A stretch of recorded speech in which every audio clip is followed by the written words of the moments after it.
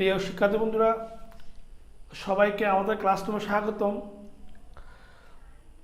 আমরা আজকে আলোচনা করব একাদশ ও দ্বাদশ শ্রেণীর তথ্য প্রযুক্তি বইয়ের অধ্যায় ৩ সংখ্যা পদ্ধতি নিয়ে। সংখ্যা পদ্ধতি ওদের নাম্বার সিস্টেম, এটা খুব গুরুত্বপূর্ণ একটা চ্যাপ্টার। যারা আমরা আইসিটিতে ভালো করতে চাই তাদেরকে অবশ্যই অধ্যায় ৩ এটা ভালো করে বুঝতে হবে। যদি অধ্যায় ৩টা ভালো করে বুঝতে না পারি তাহলে আমরা পরবর্তী যে অধ্যায়গুলো আছে এগুলো বুঝতে আমাদের কষ্ট হবে। অধ্যায় ৩টা দুইটা অংশে বিভক্ত, একটা হচ্ছে প্রথম অংশ, একটা হচ্ছে দ্বিতীয় অংশ। প্রথম অংশ হচ্ছে সংখ্যা পদ্ধতি নিয়ে।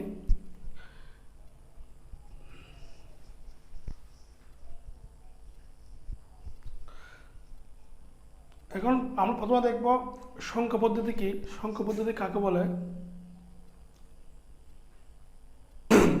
সংখ্যা পদ্ধতি কি আমরা এখন সংখ্যা পদ্ধতি কি দেখব। সংখ্যা পদ্ধতি হচ্ছে কোনো সংখ্যা লেখা বা প্রকাশ করার পদ্ধতি হচ্ছে কি সংখ্যা পদ্ধতি। এখন যদি আমরা লিখি তাহলে দেখি সংখ্যা পদ্ধতি কি, কোনো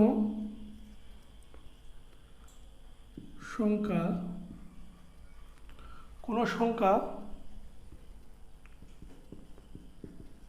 লেখা বা প্রকাশ করার পদ্ধতি হচ্ছে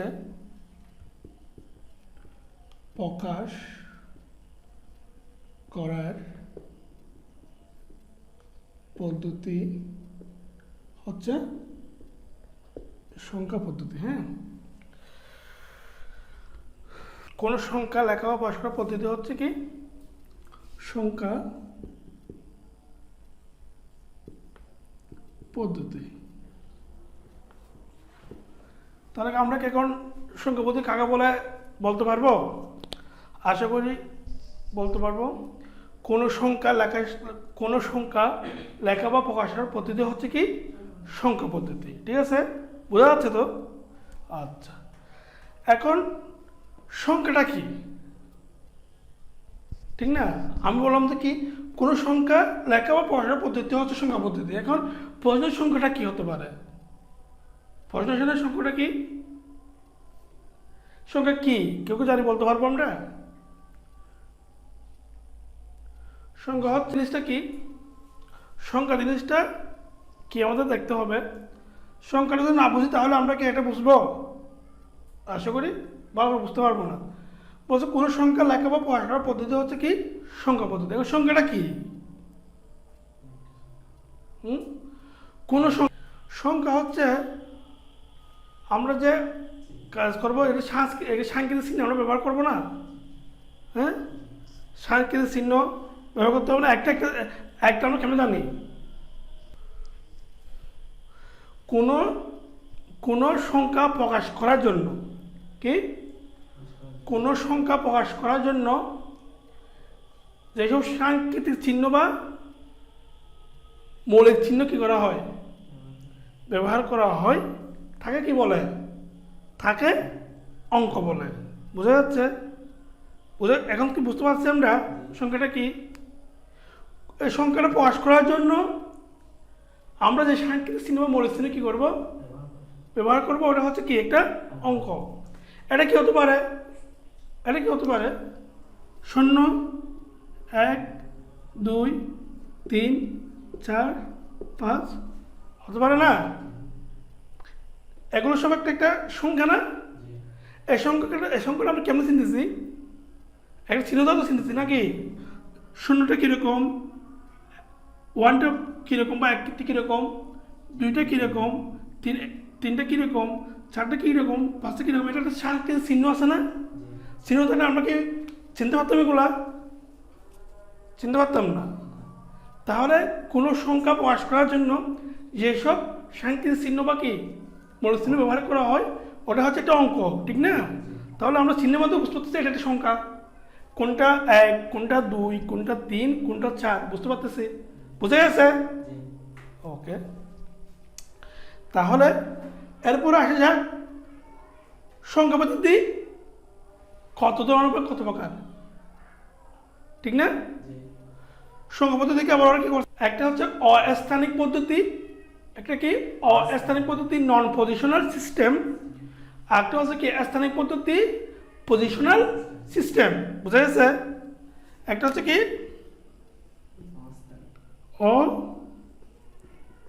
অস্থানিক পদ্ধতি, অস্থানিক পদ্ধতি বা নন পজিশনাল সিস্টেম, একটা কি স্থানিক পদ্ধতি বা পজিশনাল সিস্টেম। বোঝা গেছে? এইটুকু বুঝছি আমরা। তাহলে সংখ্যা পদ্ধতি কয় ধরনের হয়? দুই ধরনের, একটা হচ্ছে অস্থানিক পদ্ধতি, একটা হচ্ছে কি স্থানিক পদ্ধতি। অস্থানিক পদ্ধতি হচ্ছে কি নন পজিশনাল সিস্টেম, স্থানিক পদ্ধতি হচ্ছে কি পজিশনাল সিস্টেম, ঠিক আছে? এখন কথা হচ্ছে অস্থানিক পদ্ধতি কাকে বলে, স্থানিক পদ্ধতি কাকে বলে, ঠিক আছে?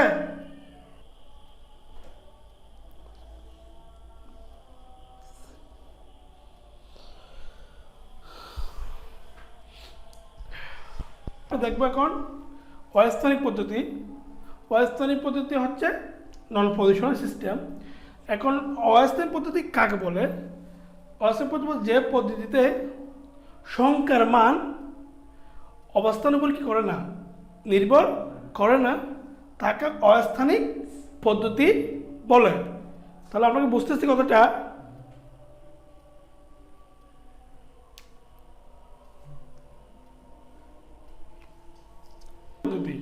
যে পদ্ধতিতে সংখ্যার মান অবস্থানের উপর কি করে না, নির্ভর করে না। তাহলে আমরা দেখি অস্থানিক পদ্ধতি যে পদ্ধতিতে সংখ্যার মান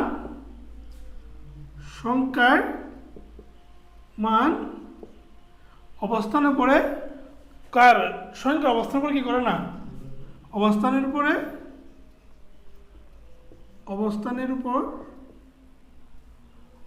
উপর নির্ভর করে না, তাকে কি বলে? অস্থানিক পদ্ধতি, অর্থাৎ নন পজিশনাল নাম্বার সিস্টেম। নাম্বার লেখা হচ্ছিল নন পজিশনাল নাম্বার সিস্টেম। তাহলে এটুকু আমরা বুঝতে পারছি যে পদ্ধতিতে সংখ্যার মান অবস্থার উপর নির্ভর করে তাকে অস্থানিক পদ্ধতি বলে। এখন অস্থানিক পদ্ধতি বর্তমানে একবারে এটার প্রচলন নেই বললে চলে। এটা এখন অস্থানিক পদ্ধতিতে এখন ইউজ করা হয় না, অস্থানিক পদ্ধতি এখন ইউজ করা হয় না। উদাহরণ হতে পারে কি রোমানীয় পদ্ধতি, উদাহরণ হচ্ছে প্রাচীন হাইরোগ্লিফিক্স রোমানীয় পদ্ধতি। এটা হচ্ছে কি অস্থানিক পদ্ধতি। এই পদ্ধতি হচ্ছে সংখ্যার মান তার অবস্থার উপর কী করবে না, নির্ভর করবে না। তাহলে আমরা এখন অস্থানিক পদ্ধতিটা মোটামুটি বুঝছি আশা করি। এরপর হচ্ছে কি স্থানিক পদ্ধতি। স্থানিক পদ্ধতি কাকে বলে? স্থানিক হচ্ছে ঠিক অস্থানিক পদ্ধতির কি বিপরীত বা উল্টা। যে পদ্ধতিতে সংখ্যার মান এখন বস্তু অবস্থার উপর নির্ভর করে না, ওটা কিন্তু অবস্থার উপর কি করে, নির্ভর করে। তাহলে যে পদ্ধতিতে সংখ্যার মান অবস্থানের উপর কি করে, নির্ভর করে, তাকে কি বলে, স্থানিক পদ্ধতি বলে। উদাহরণ কি হতে পারে? পদ্ধতি স্থানিক পদ্ধতি হচ্ছে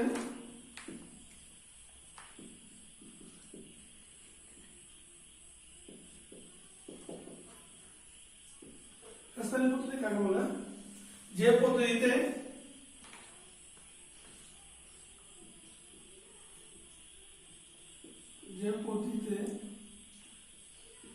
সংখ্যার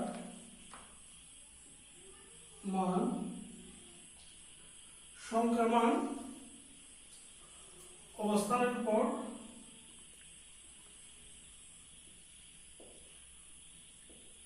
অবস্থানের উপর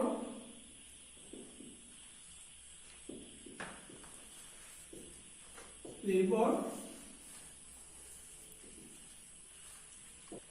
যে পদ্ধতির সংখ্যার মান অবস্থানের উপর কি করে নির্ভর করে, এটা হচ্ছে অস্থানিক পদ্ধতির বিপরীত অথবা উল্টা, তাকে কি বলে? স্থানিক পদ্ধতি বলে। স্থানিক পদ্ধতি খুবই গুরুত্বপূর্ণ। আমরা এই অধ্যায়ে সবচেয়ে গুরুত্বপূর্ণ বিষয় হচ্ছে স্থানিক পদ্ধতি।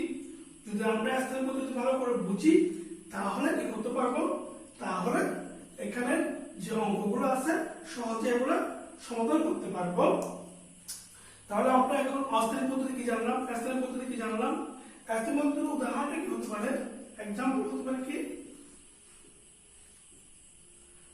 এই জন্য হতে পারে কি? দশমিক।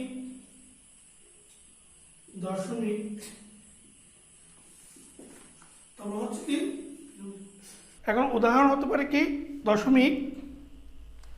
তারপর হচ্ছে বাইনারি, তো হেক্সাডেসিমেল,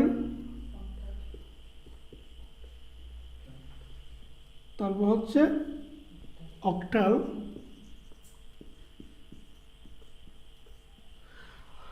স্থানিক পদ্ধতিতে আমাদেরকে এখানে দশমিক, বাইনারি, হেক্সাডেসিমেল, অক্টাল এই টপিকসগুলো কি করতে হবে? আলোচনা করতে হবে, এবং এগুলো হচ্ছে স্থানিক পদ্ধতির উদাহরণ। এবং সবচেয়ে গুরুত্বপূর্ণ যে বিষয়টা, যদি স্থানিক পদ্ধতিতে যে বিষয়টা সবচেয়ে বেশি গুরুত্বপূর্ণ, সবচেয়ে বেশি মনে রাখতে হবে, ওটা হচ্ছে এই পদ্ধতিতে আমাদের সবগুলো অঙ্ক করতে হবে। যদি আমরা দশমিক থেকে বাইনারি রূপান্তর করি, দশমিক থেকে হেক্সাডেসিমাল রূপান্তর করি, দশমিক থেকে অক্টাল রূপান্তর করি, বাইনারি থেকে হেক্সাডেসিমাল, হেক্সাডেসিমাল থেকে অক্টাল, এই রূপান্তর যে অঙ্কগুলো আছে এবং ওখানে যে যোগ বিয়োগ যে অঙ্কগুলো আছে এগুলো খুবই গুরুত্বপূর্ণ। এবং এখানে ক্ষেত্রে আমরা যদি রূপান্তর করে থাকি, রূপান্তরের ক্ষেত্রে আমাদেরকে যে বিষয়গুলো সবচেয়ে মনে রাখতে হবে, সংখ্যার বেস, এই টপিকগুলো সবাই মনে রাখবো আমরা। সংখ্যার বেস, অঙ্কের অবস্থান,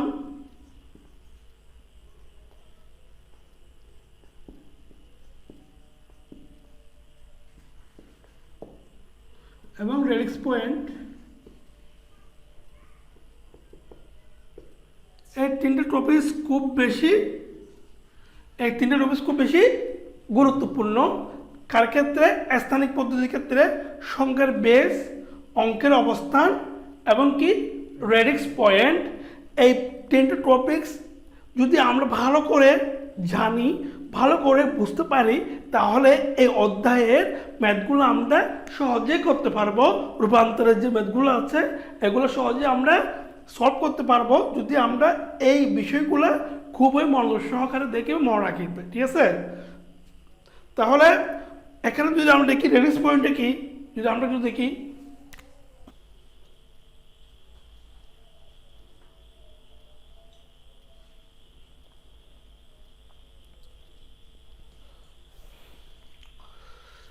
তাহলে তো আমরা এটুকু বুঝলাম। হ্যাঁ, ওকে। তাহলে আমরা যদি একটু পরে দেখি,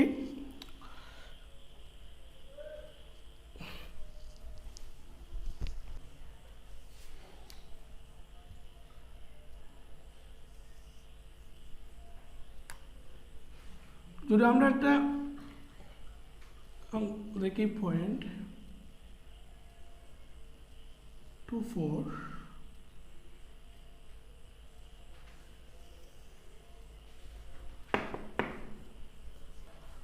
যদি আমরা একটা এই সংখ্যাটা আমরা দেখি কীভাবে আমরা লিখবো এটা।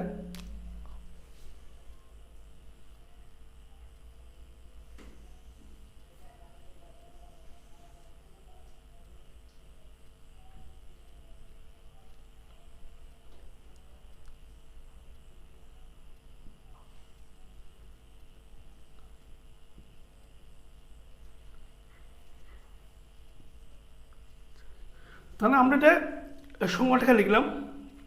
এই সংখ্যাটা এভাবে লেখার একটা কারণ আছে, বলতেছি। এই যে পয়েন্টটা, এটা বলতেছে কি রিডেক্স পয়েন্ট। এটা কি হচ্ছে রিডেক্স পয়েন্ট, ঠিক আছে? এটা হচ্ছে রিডেক্স পয়েন্ট। আর এই যে এটা হচ্ছে কি পূর্ণ, এটা পূর্ণ সংখ্যা না? এটা পূর্ণ সংখ্যা। আমরা জানি দশমিকের আগেটা হচ্ছে কি পূর্ণ সংখ্যা, পরটা হচ্ছে কি ভগ্নাংশ। আমরা বুঝতেছি বিষয়টা। এই দশমিকের এটা হচ্ছে কি পূর্ণ সংখ্যা, এটা হচ্ছে কি ভগ্নাংশ। বোঝা যাবে? আমরা তো এভাবে লিখি, দশমিকের পরটা হচ্ছে ভগ্নাংশ, এটা হচ্ছে কি পূর্ণ সংখ্যা। এটাকে বলা হচ্ছে ইংলিশে বলে ইন্টিজার। ইংলিশে বলে কি পূর্ণসংখ্যা বলা হচ্ছে কি ইন্টিজার, এবং ভগ্নাংশকে বলা হচ্ছে কি ফ্র্যাকশন। বোঝা গেছে? তো এটা হচ্ছে কি এ পাশটা হচ্ছে কি, এগুলো হচ্ছে সব কি ইন্টিজার। কি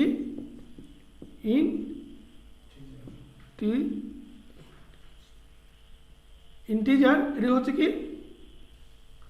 ফ্র্যাকশন। আমরা বুঝতেছি বিষয়টা। এই যে দশমিক, এটা হচ্ছে কি পূর্ণ সংখ্যা, এটা হচ্ছে কি ভগ্নাংশ। বোঝা গেছে? এটা তো কারো কোনো সমস্যা নেই। আচ্ছা, রিডেক্স পয়েন্ট এবং ইন্টিজার বুঝলাম। এখন যে বিষয়টা বুঝতে হবে MSB। MSB মানে কি মোস্ট সিগনিফিকেন্ট কি বিট। কি বলছি? মোস্ট সিগনিফিকেন্ট কি বিট। বোঝা গেছে? Most significant bit. আর এটা হচ্ছে কি LSB। LSB মানে কি least কি সিগনিফিকেন্ট বিট। আমরা একটু বুঝছি, বোঝা গেছে? খুব সহজে বোঝার চেষ্টা করতেছি আমরা। তাহলে যে রিডেক্স পয়েন্ট আমরা করলাম, ইন্টিজার এটা হচ্ছে কি পূর্ণ সংখ্যা, কি এদিকে বলবে কি পূর্ণ সংখ্যা, এদিকে হচ্ছে কি ফ্র্যাকশন বা কি ভগ্না অংশ। আমরা এটা বুঝছি। তাহলে সংখ্যা পদ্ধতির বিষয় হচ্ছে স্থানিক পদ্ধতি আমাদের বেশি গুরুত্বপূর্ণ। আমাদের বিষয়টা কী করতে হবে, ভালো করে দেখতে হবে। তার মধ্যে ইন্টিজার কোনটা, ফ্র্যাকশন কোনটা, কোনটা রিডেক্স পয়েন্ট, কোনটা মোস্ট সিগনিফিকেন্ট বিট কি, তা হচ্ছে কি এই এলএসবি লেস সিগনিফিকেন্ট বিট কি, এটা আমাদের কী করতে হবে, জানতে হবে। তাহলে আমরা সহজে ম্যাথগুলো কী করতে পারবো। আইসিটিতে বোঝার বিষয়, আইসিটি বই পাওয়ার বিষয় না। যদি আমরা বুঝি তাহলে একেবারে আমাদের কাছে সহজ মনে হবে। যদি আমরা বই পেয়ে থাকি তাহলে আমাদের কাছে অনেক কঠিন মনে হবে।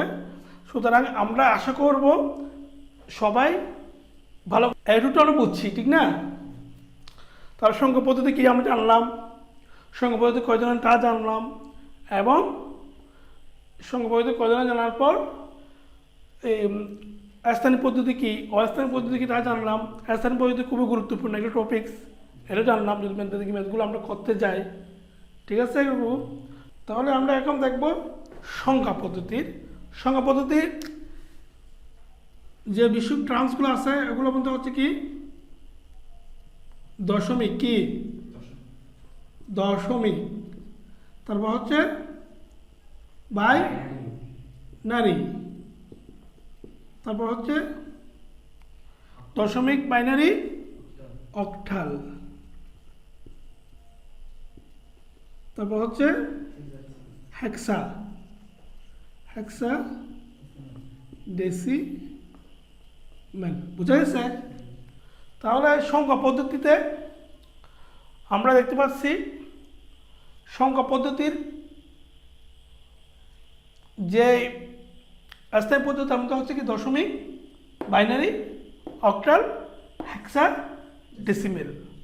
এখন এই যে দশমিক, বাইনারি, অক্টাল, হেক্সা ডেসিমেল আমরা বললাম, ঠিক আছে, এই যে আমরা দেখলাম সংখ্যা পদ্ধতির দশমিক কি স্থানীয় পদ্ধতির মধ্যে কি দেখলাম, দশমিক, বাইনারি, অক্টাল, হেক্সা ডেসিমেল। ঠিক আছে, এখন এগুলোর ব্যবহৃত চিহ্নগুলো কি, এগুলোর কি ব্যবহৃত চিহ্নগুলো কি হতে পারে? দশমিক ক্ষেত্রে দশমিক মানে বুঝবো আমরা 10, কত বুঝবো?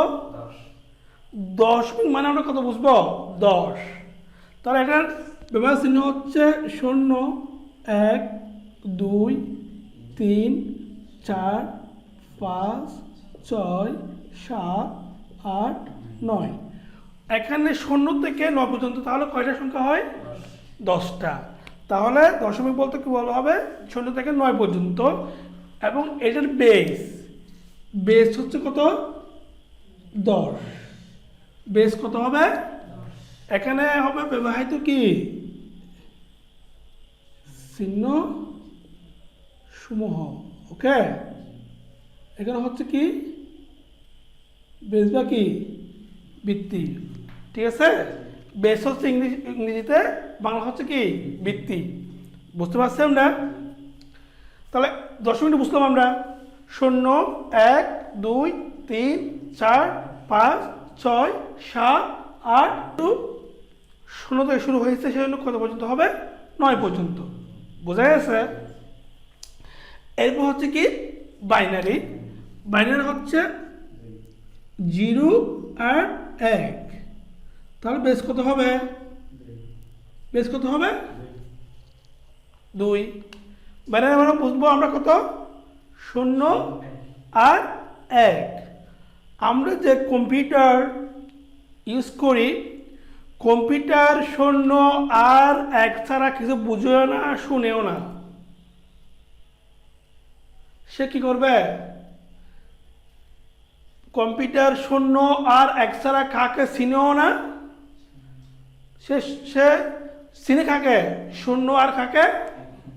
1কে। বোঝা যাচ্ছে? কে চিনে? যে কম্পিউটার 1 আর 0, 1 এবং কি বুঝে? 0 বুঝে।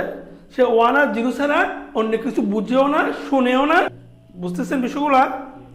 কম্পিউটারের ডিভাইসের সবগুলো কাজ কিসের উপরে? 0 আর কিসের উপরে? 1-এর উপরে। এখন বলতে পারেন স্যাররা 0 মানে কি, 1 মানে কি? 0 মানে হচ্ছে বন্ধ করা, 1 মানে হচ্ছে কি করা? অন করা। আমরা যে সুইচ ইউজ করি না, কোনো ইলেকট্রিক্যাল সুইচ ইউজ করি না, এখন 0 যখন দিই তখন কি হয়? সুইচ বন্ধ হয়, 1 দিলে সুইচ কি হয়? চালু হয়। বোঝা যাচ্ছে আমার কথা? তাহলে কম্পিউটার 0 আর 1 ছাড়া কি করে না, কোনো কিছু চিনে না। বোঝা গেছে? এরপর হচ্ছে কি অক্টাল মানে হচ্ছে কি? অক্টাল থেকে বোঝা যাচ্ছে এটা হচ্ছে 8, অর্থাৎ 8। এর বেস হচ্ছে কত? এর বেস হচ্ছে 8। এবং এর সংখ্যা হচ্ছে কত থেকে? 0, 1, 2, 3, 4, 5, 6, 7। আমরা এটুকু বুঝছি। তাহলে অক্টাল সংখ্যা হচ্ছে কত? বেস হচ্ছে কত? 8 এবং